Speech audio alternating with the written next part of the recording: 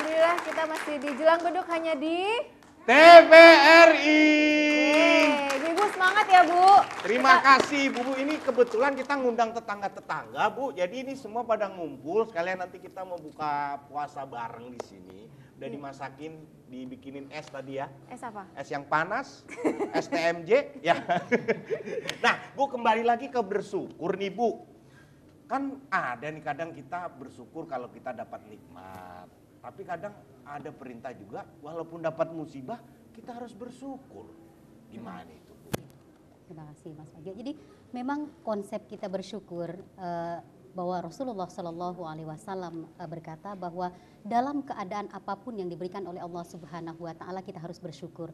Artinya ketika kita mendapat nikmat kita mengatakan dan membuktikan bahwa kita mengucapkan Alhamdulillahirabbil alamin.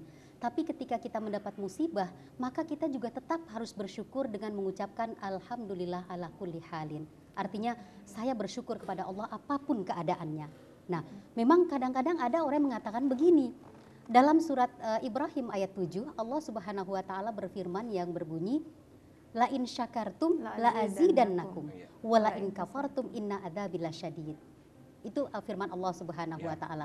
Di mana di situ Allah mengatakan bahwa apabila kamu bersyukur maka akan kutambahkan nikmatku untukmu. Nah mungkin Mas Akbar tadi bilang Bu, kalau kita dalam musibah juga bersyukur, jangan-jangan nanti musibah kita ditambahin. Ya kan begitu. Misal kita kebakaran nih rumah ya, kita tetap bersyukur. Besok rumah kita satu lagi kebakaran lagi. Naudzubillah, bukan begitu. Jadi sebetulnya bahwa kenapa dikatakan kita juga bersyukur dalam musibah yang diberikan oleh Allah, dan apakah yang akan ditambah musibah? Bukan. Karena ketika kita diberi musibah oleh Allah dan kita masih diberikan kesehatan dan keselamatan, kita harus bersyukur. Kemudian dalam syukur kita itu yang dalam musibah ada sabar. Allah Subhanahu wa taala mengatakan bahwa orang yang sabar akan diberikan pahala yang tiada batasnya. Nah, artinya ketika kita dalam musibah kemudian kita masih bersyukur dengan keadaan yang diberikan oleh Allah, dengan sabar yang kita punya, maka Allah akan membalas sabar kita itu dengan pahala yang tidak ada batasnya. Oh, jadi syukur ini nggak bisa terlepas dari yang namanya sabar. Betul. Syukur dan sabar. Tapi satu lagi Ustazah, mungkin tidak lepas juga dari ikhlas, karena kan ada korelasinya ya. Gimana sih caranya, apalagi kalau seandainya musibah?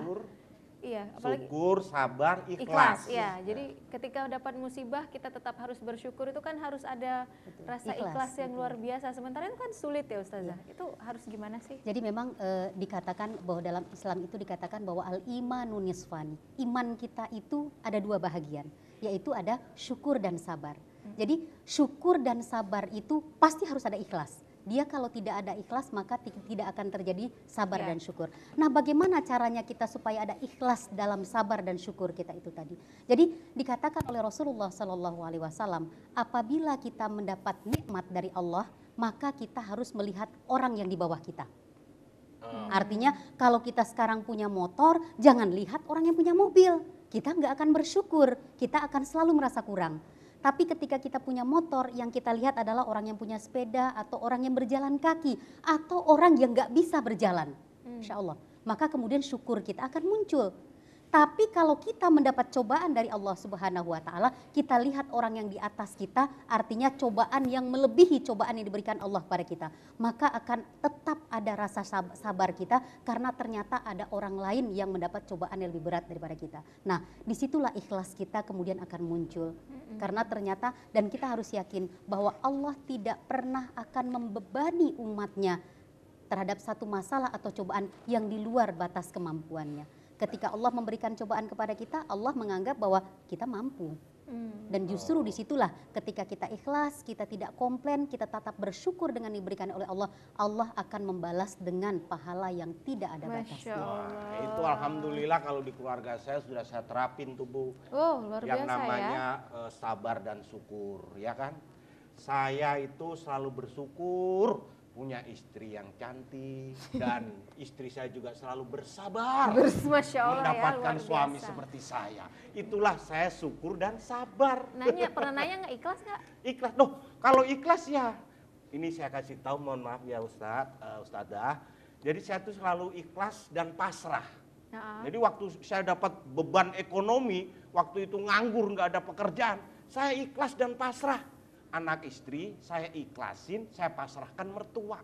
Langsung Ini kayak langsung gini gimana nih? enteng. Langsung Gimana nih, Ustaz? enteng. Menerjemahkan sesuatu sesuai dengan keinginan dan Nah, kebahagiaan iya. sendiri. Nah, itu Tapi dia. bener tadi ya, ikhlas dan pasrah itu juga sabar Harus. dan syukur. Iya, Itu tidak betul. bisa terlepaskan ya Ustaz. Ya. Tapi Ustazah, kalau seandainya tetap ada rasa sedih, masih boleh nggak sih? Pastilah manusiawi. Yang namanya kita manusia kan diciptakan Allah dengan punya perasaan. Jadi ketika ada cobaan, pasti kita merasa sedih. Tapi kita tidak boleh berlarut dalam kesedihan. Karena kita yakin bahwa sebesar apapun masalah yang ada pada diri kita punya Allah yang maha besar.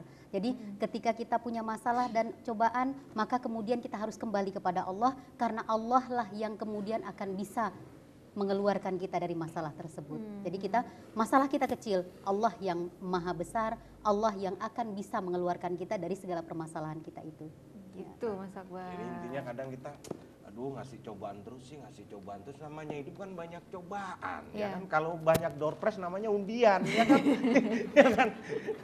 Kalau banyak door prize undian, kalau namanya hidup banyak cobaan. Ustazah, tapi benar nggak sih ada bahasa yang mengatakan semakin Allah uji kita karena Allah semakin sayang? Nah, itu kadang ada tuh. Kayak Iya misal kan? kita dapat musibah apa Iya, gitu. karena Allah Mohon sayang. maaf nih, Iya. kayak yang kemarin tuh ada beberapa sahabat apa Saudara jamaah kita. yang tidak jadi berangkat umroh. Betul. Nah, kadang-kadang udah ini ujian, padahal kita mau berbuat baik juga, tapi ini ujian. Nah, itu gimana tuh? Jadi memang kalau berdasarkan cerita-cerita ulama kita yang terdahulu, beliau-beliau ini kalau lama tidak diberikan satu ujian atau masalah atau cobaan oleh Allah, beliau banyak beristighfar karena takut bahwa Allah tidak sayang.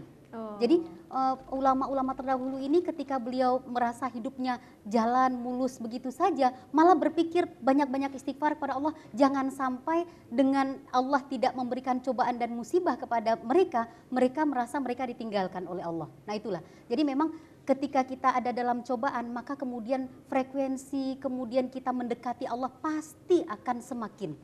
Kita berlipat ganda dibanding ketika kita dalam keadaan kita Betul. senang. Kan begitu. Betul, kalau ada dalam keadaan cobaan, itu Iya. biasanya kita lebih ingat kepada Allah. Contohnya kita kalau misalnya naik taksi kan enak-enak aja karena nikmat AC enak gitu. Kita jadi kadang lupa sama Allah. Coba kita naik bajai yang ugal-ugalan, kita selalu ingat sama Allah. Astagfirullah, astagfirullahaladzim, Masa naik astagfirullahaladzim. bajai, naik pesawat aja Iya. rasanya tuh kecil Iya, banget. seperti itu ya. Tapi ini bagus tadi Ibu mengatakan kalau kadang ada ulama itu ya benar ya. Ada ulama yang kalau lama nggak dapat cobaan justru saya ini kok nggak dicintai Allah. atau Berarti gimana? Mas Akbar, kalau Mas Akbar dapat cobaan, ujian, itu berarti Allah masih sayang banget Nah, sama ini Mas ntar Akbar. saya omongin sama istri nih. Bener. Kan sering marah tuh istri sama saya nih, nganggur terus, nggak dapet luntang lu. Ini Allah lagi sayang sama saya, ini diuji. Nggak gitu juga ya Bu ya. Itu kalau seandainya nggak ada mulu, ada korelasinya dengan malas. Kalau itu lebih ke malas.